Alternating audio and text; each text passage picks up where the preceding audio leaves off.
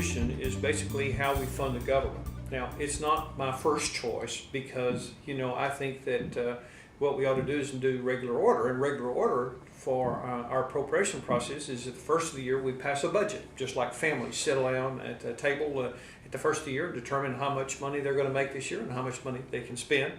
And then Congress then goes through and takes that budget and puts a blueprint of how we spend the money. In fact, I call it, signing the check, basically authorizing the government to spend money in certain categories in certain amounts. When we don't do that, then we have to keep the government funded. Otherwise, the government has to shut down because nobody has signed the check.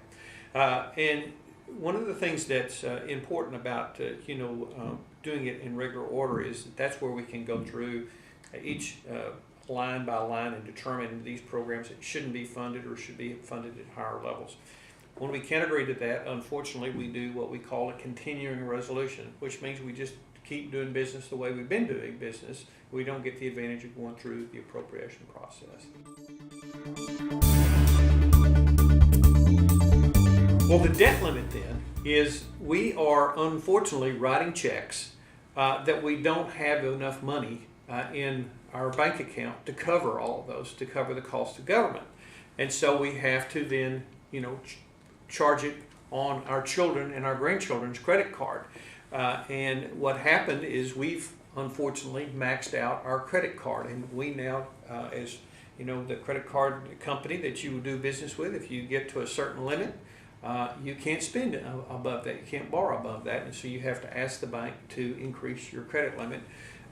So one of the things that Congress has the authority to do to authorize the Treasury or the government to borrow additional money.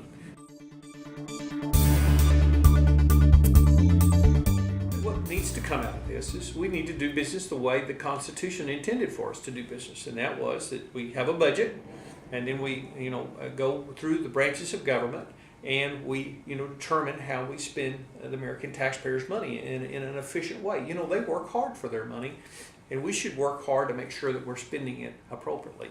And we should do that in the House, and do that in the Senate, come to an agreement, and send that to the President. That takes care of the CR issue, but another issue that is equally important, and maybe more important, is we've got to stop spending money that we don't have. And we can't keep increasing the credit card limit here and expect our children and our grandchildren to be able to do that. If you have a credit card and you keep going to the bank and you're not being fiscally responsible, the credit card company at some point in time is going to say to you, you know what, we're not going to increase your credit limit anymore. You need to come up with a plan to start paying down your debt. And that's exactly what the United States government needs to do.